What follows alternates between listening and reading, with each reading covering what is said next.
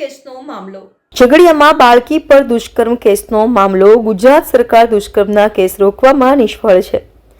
પરપ્રાંતિયોની સુરક્ષામાં સરકાર નિષ્ફળ છે. બાળકી પર જે અત્યાચાર થયો તે દુર્ભાગ્યપૂર્ણ છે. ગુજરાતમાં કાયદા વ્યવસ્થાની સ્થિતિ કથળી રહી છે. બુટલેગરો, અસામાજિક તત્વો સરકારને પડકાર ફેંકી રહ્યા છે. આગામી વિધાનસભામાં મુદ્દો ઉઠાવવામાં આવશે. કોઈ ભાજપનો નેતા અહીં બાળકને જોવા પણ નથી આવ્યા. કોંગ્રેસ આ ઘટનામાં કોઈ રાજકારણ નથી રમી રહી. આજે ખૂબ દુઃખ સાથે કહેવું પડે ને ખૂબ જ દુર્ભાગ્યપૂર્ણ ઘટના છે. 10 વર્ષની માસૂમ દીકરી પર જે રીતે બર્બરતા સાથે બળાત્કાર કરવામાં આવ્યો છે, જે રીતે એની હત્યા થઈ જાય એવી માનસિકતા સાથે ઈજા પહોંચાડવામાં આવી છે. આજે દીકરીની હોસ્પિટલમાં હાલત જોઈ છે, ખરેખર કાળજું કંપી જાય કે આટલી માસૂમ દીકરી પર આટલી બર્બરતા, આટલી હેવાનિયત કરવાનો કોઈનો વિચાર સુદ્ધા પણ કેવી રીતે આવી શકે. આજે ડોક્ટર સાથે પણ વાત થઈ છે. ડોક્ટર પ્રયત્ન કરે છે, હજુ પણ દીકરી વેન્ટિલેટર પર છે અને આપણે બધા જ પ્રાર્થના કરીએ કે સાજી સમી હસતી ખેલતી ફરી પાછી એની પરિવાર સાથે પહોંચે. પણ આવી ઘટનાઓ વારંવાર કેમ બને છે?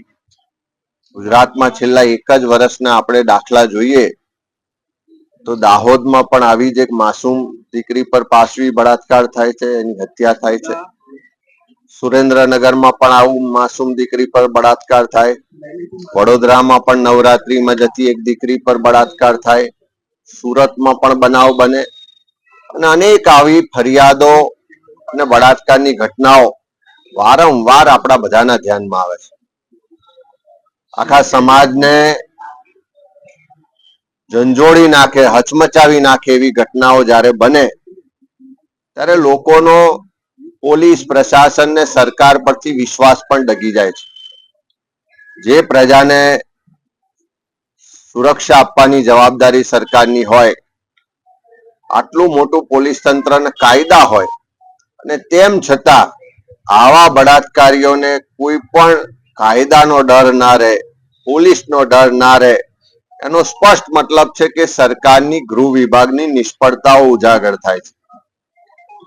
આ ઘટનાઓ કદાચ વ્યક્તિગત રીતે ગણી શકો, પણ એને જે સમાજમાં એક પછી એક આવી ઘટનાઓ બનતી જાય અને બળાત્કારીઓને કોઈ પણ જાતનો ડર ના રહે, એ જાતનું વાતાવરણ જે ગુજરાતમાં નિર્માણ થયું છે એ સ્પષ્ટ સરકારની નિષ્ફળતાઓ છે.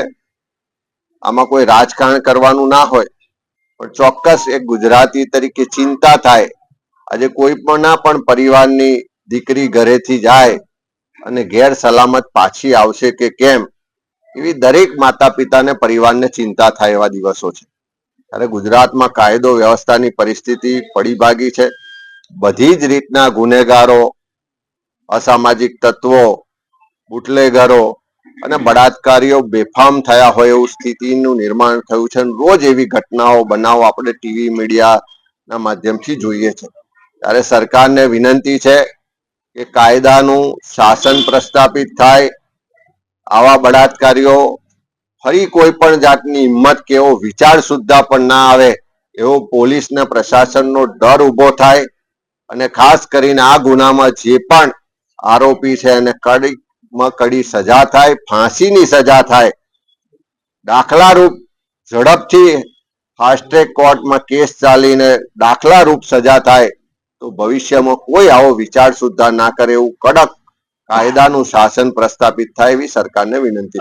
ઝારખંડ સરકારના મંત્રી આવ્યા હતા, તેમને એક ખાસ વાત કરી હતી કે જે શ્રમજીવી પરિવારો અહીં કામ કરવા માટે આવતા હોય છે તેમના માટે સરકાર દ્વારા કોઈ ચોક્કસ આયોજન નથી કરવામાં આવતું. તેમને રહેવામાં અને અન્ય જે તેમના બાળકો હોય તેમને ભણવા માટેની સુવિધા નથી મળતી હોતી. આપનું શું માનવું છે? આપ આ બાબતે રજૂઆત કરશો સરકારમાં? કારણ કે મુખ્યત્વે બીજા રાજ્યના શ્રમજીવીઓ ગુજરાતમાં સૌથી વધુ આવતા હોય છે. થોડા વખત પહેલા આપણે બધાએ જોયું હતું કે આવો જ એક દુર્ભાગ્યપૂર્ણ ઘટના દિલ્હીમાં નિર્ભયા કાંડ થયો હતો અને જે રીતની બર્બરતા, હેવાનિયત એ નિર્ભયા કાંડમાં જોવા મળે એવો જ બનાવ આ ભરૂચનો બનાવ છે.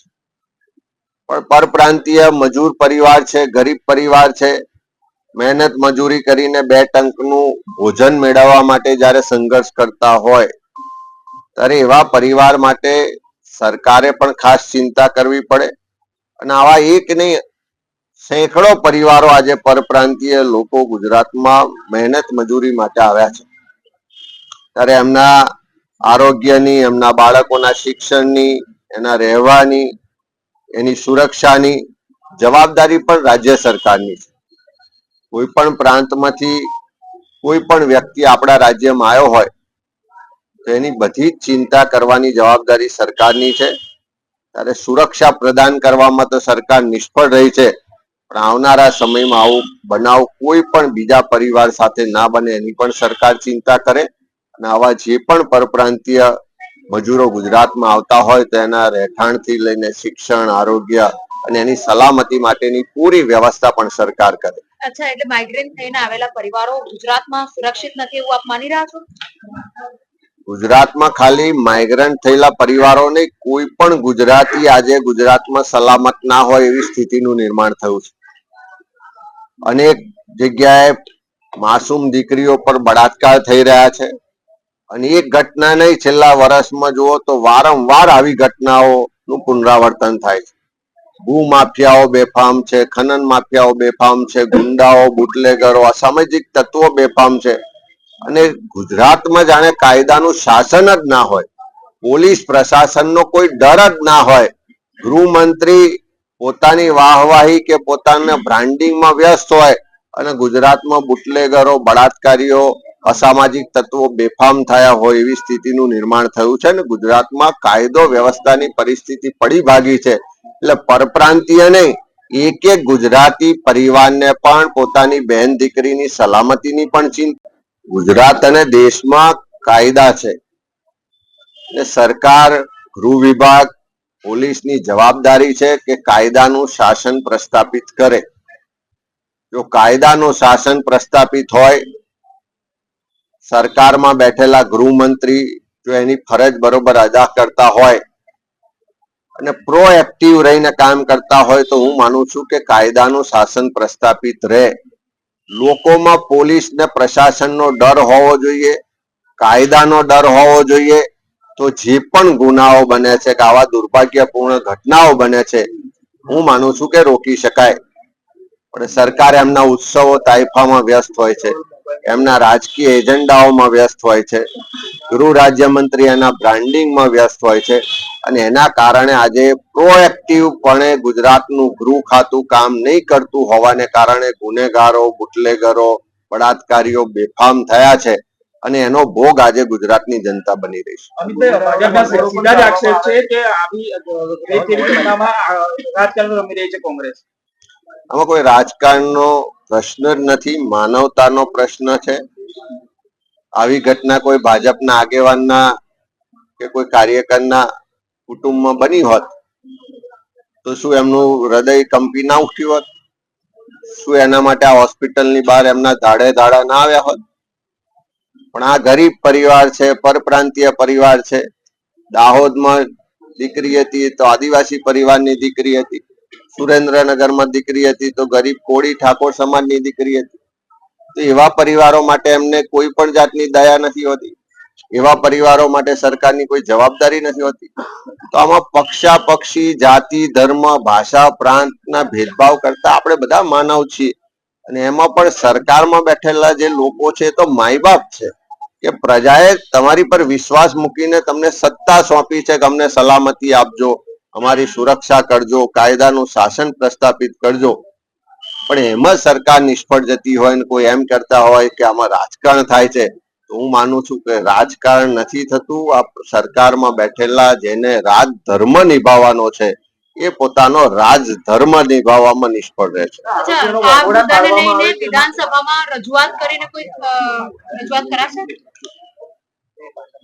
ચોક્કસ ગુજરાતમાં કાયદો વ્યવસ્થાની પરિસ્થિતિ જે કથળતી જાય છે, લીરા ઉડે છે, અસામાજિક તત્વો, બુટલેગરો, ગુનેગારો, બળાત્કારીઓ ખુલ્લેઆમ બેફામ રીતે ગુજરાતના લોકોને લૂંટી રહ્યા છે, બળાત્કાર થઈ રહ્યા છે, હેરાન પરેશાન થઈ રહ્યા છે, હત્યાઓ થઈ રહી, આ તમામ કથળતી જતી કાયદો વ્યવસ્થાની પરિસ્થિતિ માટે આવનારા વિધાનસભાના સત્રમાં એના મુદ્દા પણ ઉઠાવવા છે, સરકાર પાસે જવાબ પણ માંગીશું ને જે સરકારમાં બેઠેલા લોકો છે એની જવાબદારી પણ નક્કી થાય એ રીતે કાર્યવાહી વિધાનસભામાં કોંગ્રેસ પક્ષ કરશે.